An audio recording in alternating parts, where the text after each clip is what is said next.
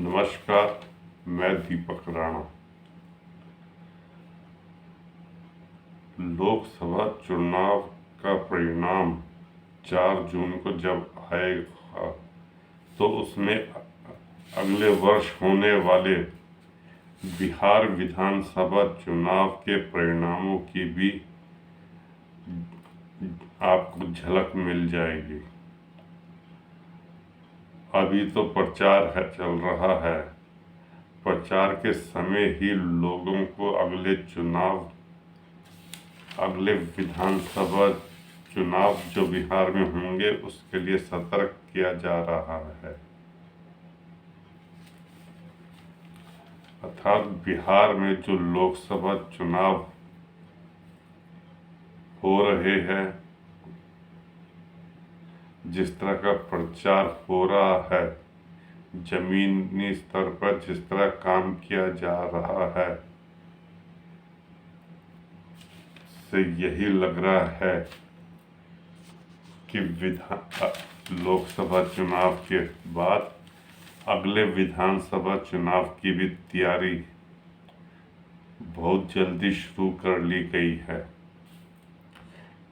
NDA के double engine सरकार के प्रचार में विधानसभा चुनाव में गठबंधन के पक्ष में वोट करने की अपील अंतर्निहित है। महागठबंधन के प्रचार में भी अगली बार तेजस्वी सरकार की मांग साफ सुनाई देती है। महागठबंधन युवाओं को आश्वासन दे रहा है कि केंद्र और राज्य में उनकी सरकार बनती है तो उनके लिए सरकारी नौकरियों का बड़ा दरवाजा खुलेगा, जिसमें सभी बेरोजगार प्रवेश कर जाएंगे। चुनाव इस तरह लड़ा जा रहा है कि जैसे विधानसभा चुनाव की तैयारी करनी है और विधानसभा चुनाव की तैयारी अंदर ही अंदर की भी जा रही है। बिहार राज्य का चुनाव हमेशा सामाजिक समीकरण, सोशल इंजीनियरिंग के आधार पर लड़ा जाता है। विभिन्न जाति समूहों को किसी गठबंधन के पक्ष में वोट डालने के लिए उन्हें सहमत कर लेना ही वहां सोशल इंजीनियरिंग है।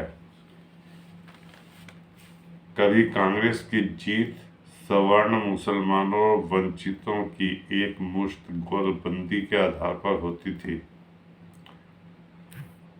भागलपुर का सांप्रदायिक दंगा और मंडल के आने के बाद तत्कालीन जनता दल ने मुसलमानों को उस समीकरण से बाहर कर जो कांग्रेस ने बनाया हुआ था अपने साथ जोड़ लिया। कांग्रेस के पास वंचित और सवर्ण रह गए, मुसलमान निकल गए। मंडल के आंदोलन में तेजी आई और उसके मुकाबले मंदिर आंदोलन भी शुरू हो गया तो सवर्ण मंदिर आंदोलन की वजह से भारतीय जनता पार्टी से जुड़ गया और वंचितों के वोट कई हिस्से में विभाजित हो गए। पर 1995 के विधानसभा चुनाव के साथ एक बड़ी सामाजिक गोलबंदी बन गई, जिसने उस समय के जनता दल और उसके नेता लालू प्रसाद यादव को ऐसा लगा कि अपराज्य बना दिया है। हालांकि लालू यादव कभी बहुमत में नहीं आ पाए।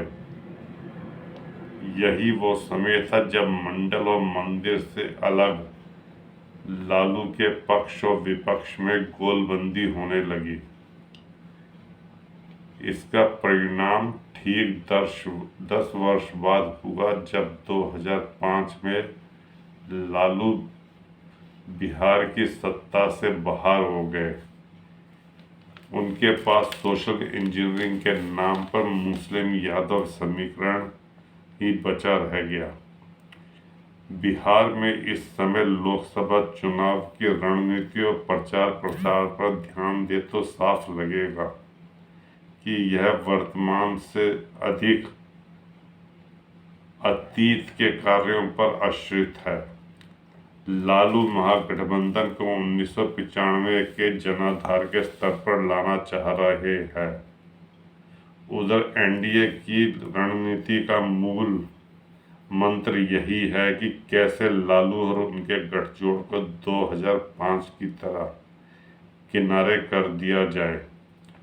यही कारण है कि एनडीए के नेता केंद्र में 10 वर्ष और राज्य में 19 वर्ष की सरकार की उपलब्धियों के साथ लालू के जंगल राज के शासन का डर भी दिखा रहे हैं। यही वह डर है जिसने अगड़े पिछड़े के भेद को मिटाकर बड़ी आबादी को एनडीए के पक्ष में गोलबंद कर दिया था और जो अभी भी गोलबंद है। एनडीए की रणनीति से लालू परिचित है। 2005 से लेकर उसके बाद कई जातियां लालू यादव से छिटक कर एनडीए के खाते में जा चुकी है और इनमें भी पिछड़ी और अति पिछड़ी जातियों के अलावा सवर्ण और वंचित भी है जो एनडीए के पास पहुंचे हुए हैं लगातार। महागठबंधन ने लोकसभा के 40 में से 20 टिकट उन जातियों को दिए हैं जिन्हें 2005 और उसके बाद एनडीए के घटक दलों से जोड़कर देखा जाता है। कुशवाहा, वैश्य और भूमिहार के अलावा वंचितों में पासवान को एनडीए के कट्टर समर्थक के रूप में अब देखा जाता है। 36% की आबादी वाली अति पिछड़ी जातियों को उनकी संख्या के अनुपात में उम्मीदवारी देने की कोशिश की गई है। इनके 2 प्रत्याशी बनाए भी गए हैं। इन्हें अब भी एनडीए के खाते में माना जाता है। लोकसभा चुनाव परिणाम से यह भी पता चलेगा कि लालू अपनी सोशल इंजीनियरिंग में किस हद तक सफल हुए हैं। अगर उन्हें सफलता मिलती है तो इसी पैटर्न पर टिकट देकर 2025 में फिर से सत्ता में आने की कोशिश कर सकते हैं। तब वे 1995 के अपने आधार को छूने के बारे में सोच सकते हैं। यही कारण है कि एनडीए उनके जंगल राज शासन की बार बार याद दिलाता है और अभी भी दिला रहा है।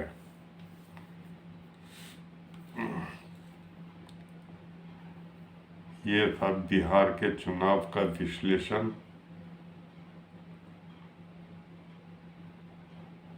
लोकसभा चुनाव तो हो रहे हैं केंद्रीय सरकार बनाने के लिए, लेकिन अंदर ही अंदर